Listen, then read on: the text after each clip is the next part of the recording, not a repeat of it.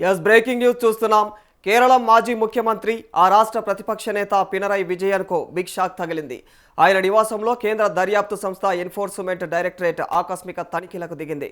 విజయన్ నివాసంతో పాటు ఆఫీసులు, బంధువుల ఇళ్లల్లోనూ భారీ సోదాలు జరుగుతున్నట్లుగా సమాచారం అందుతోంది.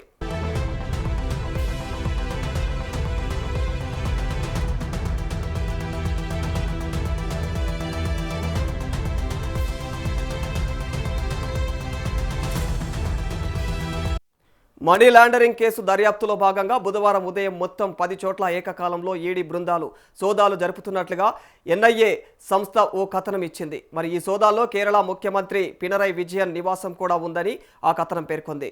ఆర్థిక లావాదేవీలు, అనుమానాస్పదమైనటువంటి నిధుల మార్పిడి ఆరోపణల నేపథ్యంలో ఈ చర్యలు చేపట్టినట్లుగా దర్యాప్తు వర్గాలు తెలిపాయి.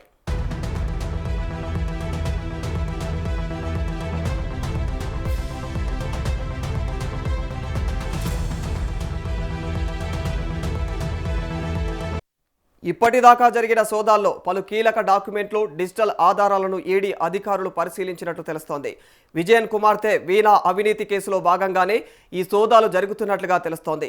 దర్యాప్తు కొనసాగుతున్న నేపథ్యంలో మరిన్ని కీలక పరిణామాలు వెలుగులోకి వచ్చే అవకాశం కూడా ఉంది.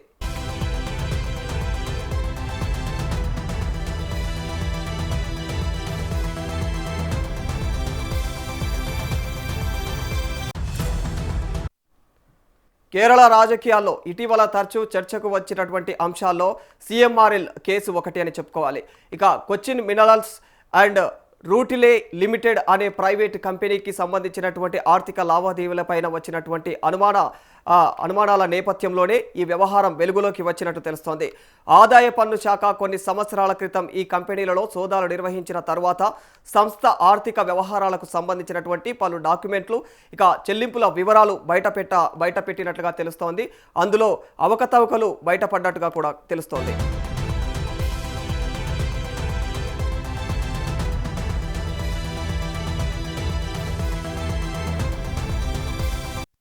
కొన్ని లావాదేవీలు నిజమైన వ్యాపార సేవకులకు సంబంధం లేకుండానే జరిగాయని చెప్పేసి అనుమానాలు వ్యక్తమవుతూ ఉన్నాయి.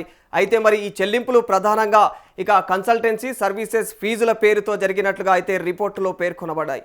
మరి ఆ సేవలు నిజంగా అందించబడ్డాయా లేదా అనేది ప్రధాన వివాదంగా మారిపోయింది. మరి ఈ నేపథ్యంలోనే కొన్ని రాజకీయ, మీడియా వర్గాలు ఈ లావాదేవీలపైన ప్రశ్నలు లేవనెత్తుతున్నారు.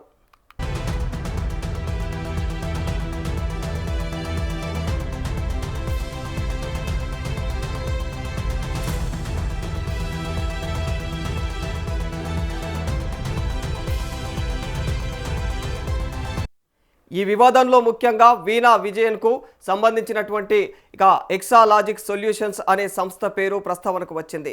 దీంతో ఈ అంశాన్ని ఆధారంగా చేసుకుని అప్పటి ప్రతిపక్ష పార్టీ విజయన్ సర్కారు పైన విరుచుకుపడ్డాయి.